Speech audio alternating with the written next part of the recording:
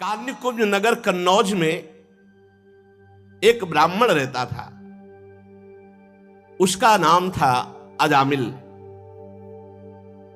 वो वैश्या के प्रसंग को देख करके बड़ा आसक्त चित्त होकर वैश्यागामी और पूरा का पूरा दूषित सदाचार नष्ट हो चुका था। वो इतना नीच हो गया था कि रात दिन वैश्या का सहवास करता, उसी के पास रहता, उसको रिझाने के लिए बटोहियों को लूटता, उनकी हिंसा कर देता, जुआ खेलता, धोखाधड़ी से धन ला करके वैश्या को संतुष्ट करता। निंदनीय वृत्ति का आश्रय लेकर वो अपने कुटुंब का भरण पोषण करता और बहुत से प्राणियों की हिंसा कर चुका था, बहुत से प्राणियों को लूट चुका था, वो बहुत से प्राणियों का पाप कर्म एकत्रित कर चुका था। अब वो उसी वैश्या के साथ जो बच्चे पैदा हुए, उन्हीं के दुलार लालन पालन में समय उसका नष्ट हो गया। बहुत बड़ा आयु का लंबा भाग व्यतीत हो गया। 88 वर्ष की उसकी अवस्था आ गई। उसने वैश्या से 10 पुत्र उत्पन्न किए थे। सबसे छोटे का नाम नारायण रखा था। ये स्वयं नहीं रखा था। जब भगवान अहेतुकी कृपालु है, अहेतुकी कृपा करते हैं तो साधु समागम होता है। भक्तमाल जी में इनका चरित्र है। एक बार एक भगवत प्रेमी महात्माओं की साधु मंडली आई तो भ्रमण करते थे साधुजन, तो उधर कन्नौज होते हुए निकले। तो उसी नगर में पूछा, भाई कोई पवित्र ब्राह्मण हो जिसके यहां भिक्षा ले सके, कोई एकांतिक बगीचा हो। तो विनोद करने वाले, उपहास करने वाले गांव में भी लोग होते हैं। उनका बहुत सबसे ज्यादा पवित्र अजामिल ब्राह्मण है और बगीचा भी बहुत जोर का है, और था जोर का बगीचा क्योंकि वैश्या का था उपवन। संत महात्मा विश्वास ही परम धन होता है। वो विश्वास करके गए, बगीचे में ठाकुर जी के लिए जल छिड़का और आसन लगाया और आरती पूजा शुरू। और उधर अजामिल जो है 2-4 पशुओं की हिंसा करके उनको लेके आ रहा था। बगीचे में गया, देखा साधु महात्मा तो वैसा तो नहीं कि वो ये ना जानता हो कि साधु महात्मा क्या होते हैं। पशुओं को दूर फेंका जो मृग आदि मार कर लाया था, और गया साष्टांग दंडवत किया और रो पड़ा, भगवान आज पता नहीं मुझ नीच अधम का कौन सा सौभाग्य उदय हुआ कि आप भगवत प्रेमी महात्माओं का सानिध्य। प्रभु मैं तो बहुत नीच हूं, आप यहां कैसे आ गए? तो उनका गांव के लोगों ने बताया कि उत्तम ब्राह्मण है। तो बोले, प्रभु देख ही रहे हो आप, हम कैसे उत्तम हैं? वैश्या के संग रहते हैं, हिंसादि चोरी लूटपाट से अपना पेट पालते हैं। प्रभु मेरी दुर्गति हो गई। तो उनका अब तो कोई साधन बन नहीं सकता। अब हम तुम्हारे भाग्य की रेखा देख रहे, एक पुत्र और होगा, उसका नाम नारायण रख देना। और संतों ने अपना आसन उठाया और अपवित्र स्थान में भगवान का भोग बनाना, भगवान का भोग लगाना हो नहीं सकता। वहां से चल पड़े। कुछ समय बाद जो 10वां पुत्र हुआ, उसका नारायण नाम रखा। सबसे छोटे का नाम नारायण था। अजामिल का बहुत प्यार स्वाभाविक नारायण पर था। अब वो अपने इस बालक पर 88 वर्ष का वृद्ध अजामिल बड़ा मोह, और मोह क्या मतलब, पूरी श्रद्धा के संतों ने कहा है नारायण नाम रखना, तो इसलिए बहुत प्यार करता है। संपूर्ण हृदय अपने बच्चे को दे दिया, नारायण बच्चे को। अब वो बच्चा तोतली बाली, बाल सुलभ खेल, अजामिल आसक्त हो गया। अजामिल उसी के साथ खाता पीता, उसी के साथ समय ज्यादा व्यतीत करता। अब जिसको पता नहीं होता, असावधान व्यक्ति के ऊपर मृत्यु का प्रहार होता है। मृत्यु सिर पर आ पहुंची। मूर्ख और बूढ़ा अजामिल, मृत्यु का समय जब आया तो थोड़ी दूर पर बालक खेल रहा था, बोलने की हिम्मत थी तो एक आवाज बोली, नारायण। अपने बच्चे को बुलाया। अजामिल ने देखा भयंकर यमदूत, हाथ में फांसी और टेढ़े टेढ़े भयंकर मुंह, दांत और रोए।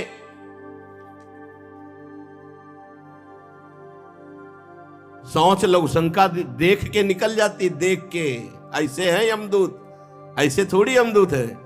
देख के लघुशंका सौंच छूट जाती है मरने वाले की। व्याकुल होकर ऊंचे स्वर से पुकारा नारायण। बलिहार, संतों की बलिहार कि ऐसी अंतिम बात बन गई, अंतिम बात बन गई।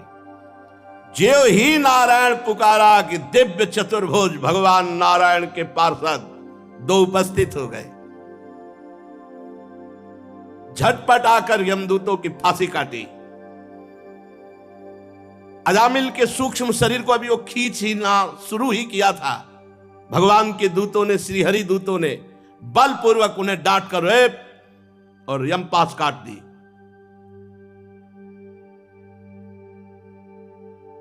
यमदूतों ने कहा, भगवान यमराज के इस धर्म विधान का निषेध करने वाले तुम कौन हो सकते हो? भगवान धर्मराज की आज्ञा का उल्लंघन कर दे त्रिभुवन में ऐसा कोई नहीं। कौन हो आप? किसके दूत हो? कहां से आए हो? तुम क्यों रोक रहे हो इस महापापी को नरक ले जाने से? देखने में तो तुम देवता जैसे सिद्ध श्रेष्ठ दिखाई दे रहे हो। हम देख रहे हैं कि तुम्हारे कमल के समान नेत्र हैं, तुम पीले पीले रेशमी वस्त्र धारण किए, सिर पर मुकुट, कानों में कुंडल, गले में कमल हार, सबकी नवीन अवस्था, चार चार भुजाएं, सभी के कर कमलों में धनुष, तरकस, तलवार, गदा, शंख, चक्र, कमल आदि सुशोभित। तुम लोगों की अंग कांति से दिशाओं का अंधकार दूर हो रहा है। हम धर्मराज के सेवक हैं, हमें तुम लोग क्यों रोक रहे हो? यमदूतों ने जब इस प्रकार कहा तो भगवान श्री हरि के आज्ञाकारी पार्षदों ने हंसकर मेघ के समान गंभीर वाणी में उनसे कहा, यमदूतों, यदि तुम सचमुच धर्मराज के आज्ञाकारी हो तो बताओ धर्म का लक्षण क्या है? तुम यदि धर्मराज के दूत हो तो धर्म का लक्षण क्या है? धर्म का तत्व क्या है? दंड किस प्रकार दिया जाता है? दंड का पात्र कौन है? मनुष्यों में सभी पापाचारी दंडनीय है या उनमें से कुछ? यमदूतों ने कहा, आपने पूछा धर्म का लक्षण क्या है, तो वेद जिन कर्मों का विधान करते हैं उन्हें धर्म कहते हैं, और वेद जिसे रोकते निषेध करते हैं उसे अधर्म कहते हैं। और वेद स्वयं भगवान का स्वरूप है, भगवान की श्वास प्रश्वास से वेदों का प्रादुर्भाव हुआ है। जगत के रजोगुण, सतोगुण, तमोगुण, इन तीनों से सभी प्राणी पदार्थ ओतप्रोत हैं। सभी की मनोवृत्तियां तीनों गुणों में रहती हैं, सतोगुण, रजोगुण, तमोगुण। तीनों गुणों से कर्म होते हैं, उसके अनुरूप उनका विभाजन होता है। सूर्य, अग्नि, आकाश, वायु, इंद्रियां, चंद्रमा, संध्या, रात, दिन, दिशाएं, जल, पृथ्वी, काल, धर्म, ये गवाही होते हैं। रात दिन में सतोगुण, रजोगुण, तमोगुण से जो भी कर्म होते हैं उन कर्मों के ये गवाही होते हैं। सूर्य, अग्नि, आकाश, वायु, इंद्रियां, चंद्रमा, संध्या, रात, दिन, दिशाएं, जल, पृथ्वी, काल और धर्म, ये गवाही होते हैं। एक एक सेकंड के कर्म का हिसाब है। इनके द्वारा पता चल जाता है कि ये धर्मात्मा है या अधर्म है, और फिर दंड के पात्र का निर्णय होता है। पाप कर्म करने वाले सभी मनुष्य अपने अपने पाप कर्म का दंड जरूर भोगते हैं। निष्पाप पुरुषों, जो प्राणी कर्म करता है, गुणों से संबंध होता है, उसे सारे पापों का कर्म भोगना पड़ता है, जो उसका दंड भोगना पड़ता है। कोई भी देहवान ऐसा नहीं जो पाप ना करे या पुण्य ना करे, और जो पाप पुण्य करेगा उसे भोगना पड़ेगा, अवश्य में भोक्तव्य। इस श्लोक में जो मनुष्य जिस प्रकार का जितना अधर्म या धर्म करता है, परलोक में उसका उतना वैसा ही फल भोगना पड़ता है। हे देव शिरोमणियों, सतोगुण, रजोगुण और तमोगुण, तीनों गुणों के भेद के कारण इस लोक में तीन प्रकार के प्राणी देखे जाते हैं: पुण्यात्मा, पापात्मा और पुण्य पाप दोनों से युक्त। उसका परिणाम होता है पुण्यात्मा सुखी, पापात्मा दुखी, और पुण्य पाप मिश्रित सुख और दुख दोनों से युक्त होता है। वर्तमान समय में किए गया आचरण भविष्य का परिणाम दिखा देता है। वर्तमान में किया गया आचरण क्या भविष्य में इसकी दुर्गति होगी कि सदगति होगी। वर्तमान में जन्म जो हुआ, पाप और पुण्य जैसे भी किए गए तो भविष्य में उसको दंड भोगना ही पड़ता है। हम स्वामी अजन्मा भगवान सर्वज्ञ यमराज के दूत हैं। हमारे स्वामी सबके अंतःकरणों में विराजमान है, किसी को कुछ बताने की जरूरत नहीं है। जो मन से सबको देख लेते हैं और उसी के अनुसार वो दंड देते हैं, इसमें किसी को बताने की जरूरत नहीं। यमराज स्वयं सबके हृदय में विराजमान है। जैसे सोया हुआ ज्ञानी पुरुष स्वप्न के समय प्रतीत हो रहे कल्पित शरीर को अपना वास्तविक शरीर मानता है, सोए हुए अथवा जागने वाले शरीर को भूल जाता है, वैसे ही जीव पूर्व जन्मों की याद भुलाकर इस शरीर में वर्तमान में जो भी कर्म करता है उसको दंड भोगना पड़ता है। सिद्ध पुरुषों, जीव शरीर से 5 कर्मेंद्रियों से लेना देना चलना फिरना आदि काम करता है और 5 ज्ञानेंद्रियों से रूप रसादि 5 विषयों का भोग करता है। 16वें मन के साथ 17वां स्वयं मिलकर अकेले ही मन, ज्ञानेंद्री और कर्मेंद्री इन तीनों से विषयों को भोगता है और उसे दंड भोगना पड़ता है। जीव का 16 कला और 3 गुणों वाला ये सूक्ष्म शरीर बार बार जन्म, बार बार मरण यही भोगता है। बार बार हर्ष, बार बार शोक, भय, पीड़ा, जन्म, मृत्यु ये भोगना पड़ता है। कामवश पाप करता है, काम से प्रेरित होकर, क्रोधवश पाप करता है, लोभवश पाप करता है, मोहवश पाप करता है, अहंकारवश पाप करता है, ईर्ष्यावश, इनके द्वारा पाप कर्म होता है और उसे भोगना पड़ता है।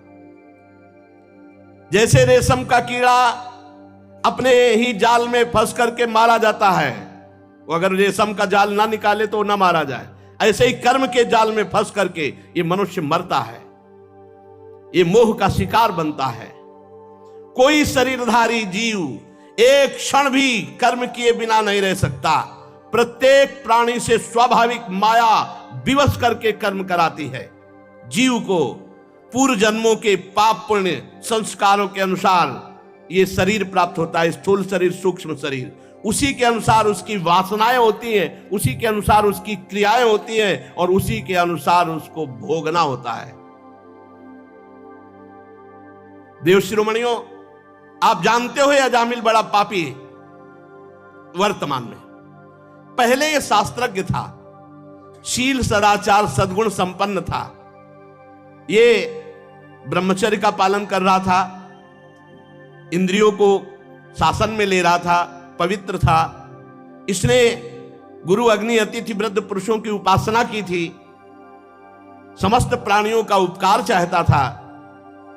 पर एक दिन ये अपने ब्राह्मण पिता के आदेशानुसार वन में गया और वहां से फल फूल समिधा कुछ लेकर लौट रहा था। लौटते समय देखा कि एक भ्रष्ट वैश्या किसी कामी पुरुष से निर्लज्जता पूर्वक विहार कर रहा है। वैश्या ने भी शराब पी रखी थी, वो भी मतवाली हो रही थी। पुरुष के साथ ऐसे देख करके अजामिल का मन चंचल हो गया। अब ये लाख उपाय किया अपने मन को संभालने का, लेकिन ये काम के वशीभूत हो गया। यद्यपि बहुत धैर्य और ज्ञान का प्रयोग किया, पर काम वेग से विचलित होकर मन को ना रोककर ये पूरी शक्ति से वैश्या को रिझाने में लग गया। वैश्या को निमित्त बनाकर काम पिशाच ने इस अजामिल का नाश कर दिया।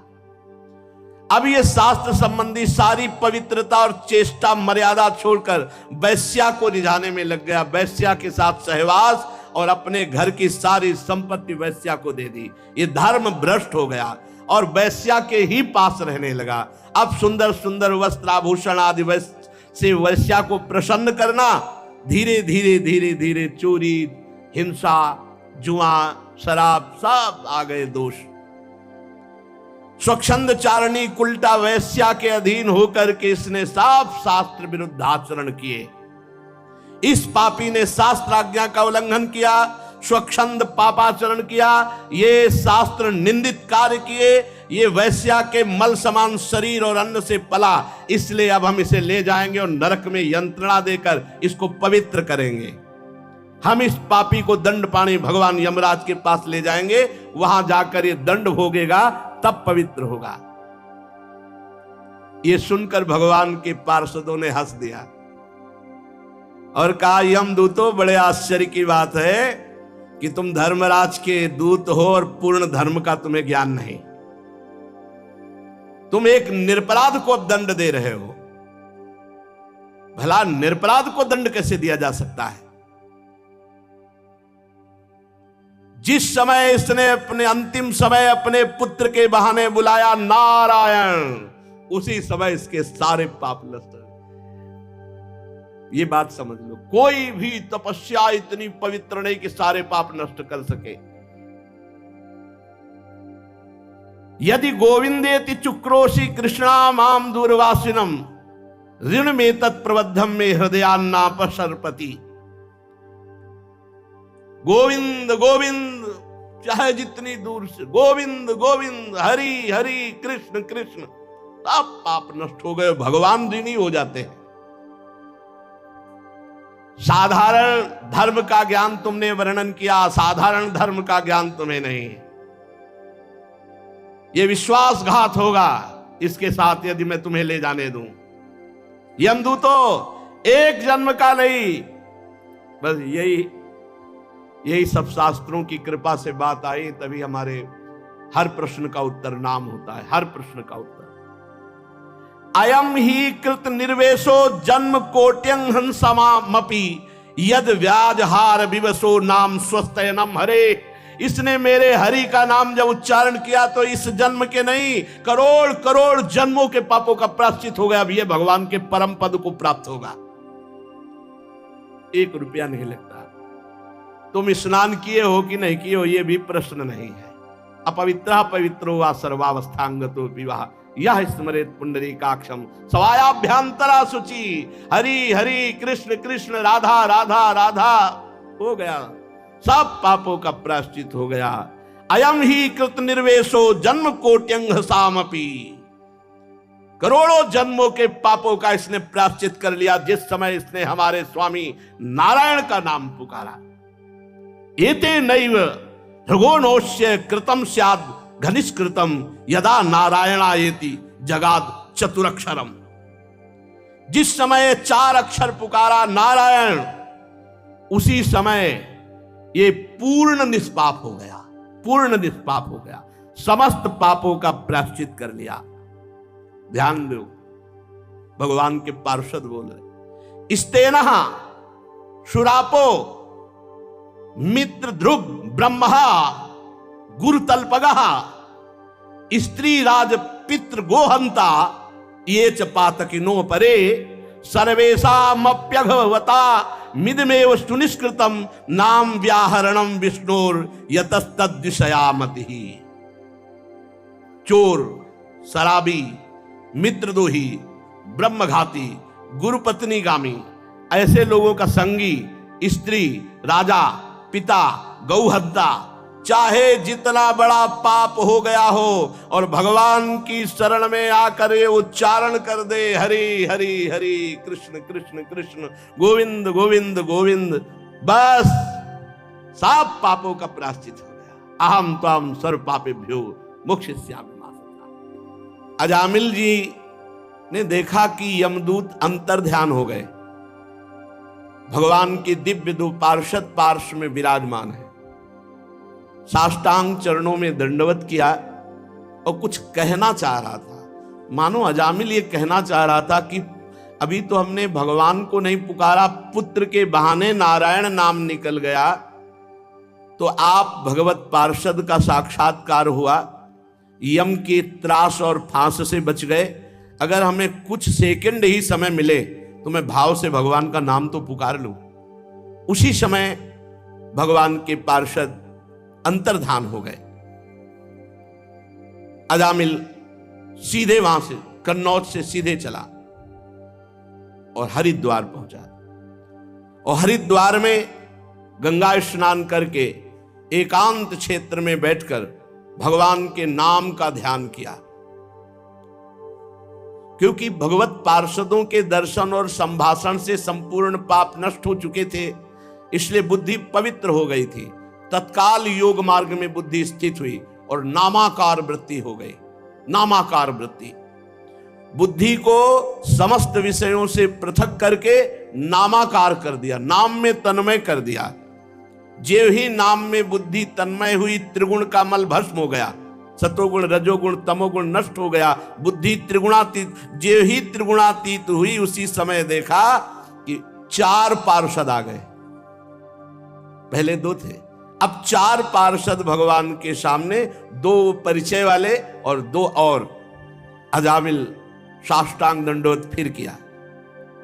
भगवान के पार्षदों ने कहा, तुम्हें परम पद की प्राप्ति हुई है, तुम नामाकार वृत्ति करना चाहते थे, इसलिए तुम्हें समय दिया। चलो देखो, ये भगवान का विमान आया है, वैकुंठाधिपति भगवान नारायण का विमान। हाथ पकड़ करके अजामिल को विमान पे बैठाला और भगवान के परम धाम में अजामिल जाकर विराजमान।